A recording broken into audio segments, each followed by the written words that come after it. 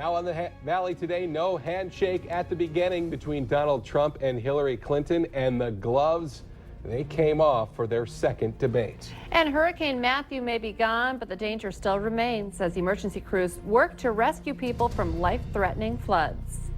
And this morning, starting off with a beautiful sunrise this morning in Fargo. Many places with clear skies and mild weather. We'll let you know what you can expect the rest of your day, too.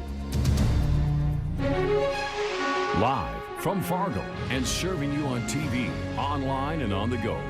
This is the Valley Today on Fargo CW. Hey, very good morning, everyone, and thank you so much for waking up with the Valley today. It is just past 7 a.m. here on Fargo CW. I'm Kyle Bosch here with Lisa Bedeau. We do start with our election 2016 coverage this morning and a debate full of personal attacks. The second of three presidential debates wound up being light on the issues, both candidates instead taking time throwing personal insults at one another. Valley News Live Washington Bureau correspondent Ten Fiorliso reports from Washington University in St. Louis. Donald Trump and Hillary Clinton didn't just face each other. Everyone wanted to see how they would answer questions from uncommitted voters in the audience and from people at home on social media. You could feel the tension in the room from the start. Trump and Clinton not even shaking hands as they entered the debate hall. The first question from an uncommitted voter: do you display appropriate behavior for today's youth? Clinton answered first. We are going to respect one another, lift each other up. We are going to be looking for ways to celebrate our diversity.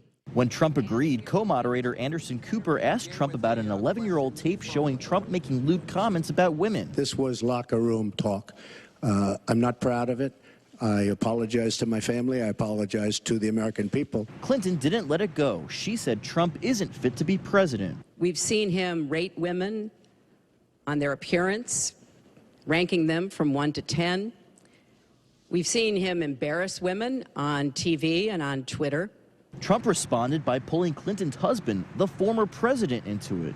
There's never been anybody in the history of politics in this nation that's been so abusive to women. Hillary Clinton attacked those same women. This back and forth went on for nearly a half hour before we even heard the candidates talk about issues like health care and homeland security.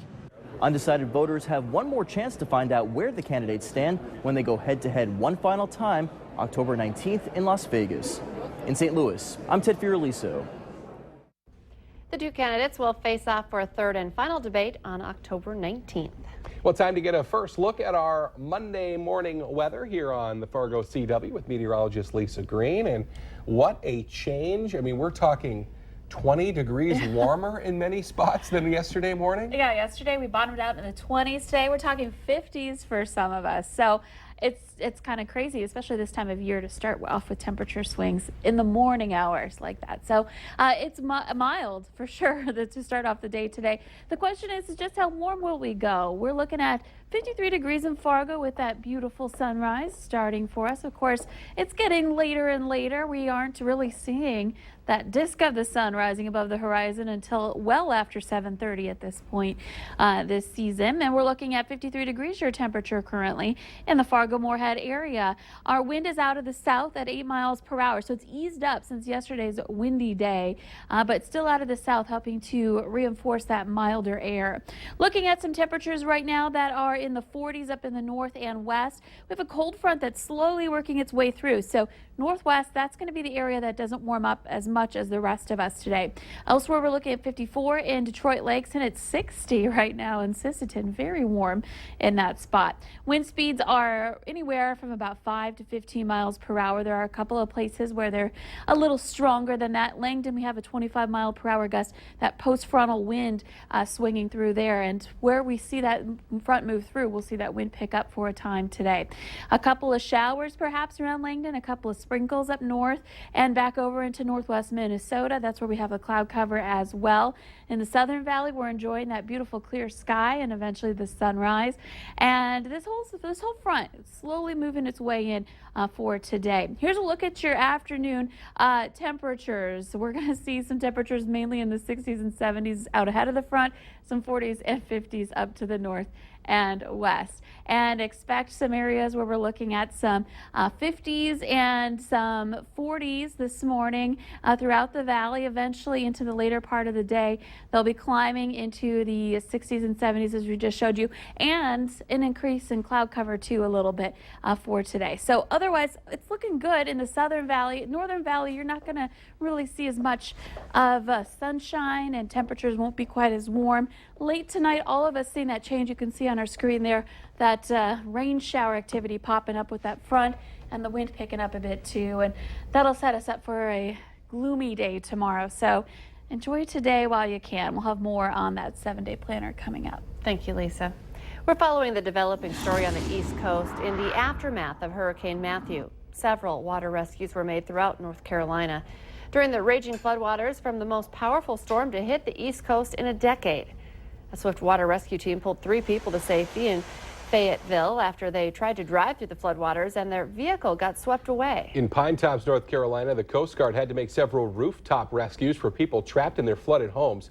8 people have died as a result of the storm in North Carolina. It brings the death toll in the U.S. to 19 so far. We are also following developments this morning in the fight over the Dakota Access Pipeline. A court now says that construction can continue. The D.C. Circuit Court of Appeals rejected the Standing Rock Sioux Tribe's attempt to block the pipeline from crossing its water source and land. The pipeline, of course, has been very controversial in recent months, and protesters have made work on it come to a standstill. Now, the tribe argued that the U.S. Army Corps of Engineers did not engage with them enough on whether the pipeline would cross lands important to them and their way of life. Despite those objections, the 3-judge panel denied the injunction to stop construction. They say the tribe did not meet the legal standards to do that. We're following a developing story this morning. The Polk County Sheriff's Office is investigating a deadly 2-car crash. It happened Sunday on County Highway 23 and 420th Avenue Northwest in Northland Township. One driver was taken to Altru and Grand Forks for non-life-threatening injuries. The other driver was pronounced dead at the scene. Stay with Valley News Live for more information as the story develops. 2 people are recovering from injuries after a head-on crash near Litchfield, Minnesota. Police say a driver was heading west on Highway 12 when he crossed over the center line and hit an oncoming car right around 7:30 yesterday morning. Both drivers suffered non-life-threatening injuries in the crash. Creepy clown sightings are continuing to cause problems for police around the area. Saturday night, Crookston police were called out to the Taco John's after someone said an 11-year-old had been chased by a group of teens, one of them dressed as a clown. After several more reports of clown sightings, police found the group and arrested a 15-year-old who was carrying a butcher knife. He was the only one dressed up as a clown, but all 3 teens could face charges.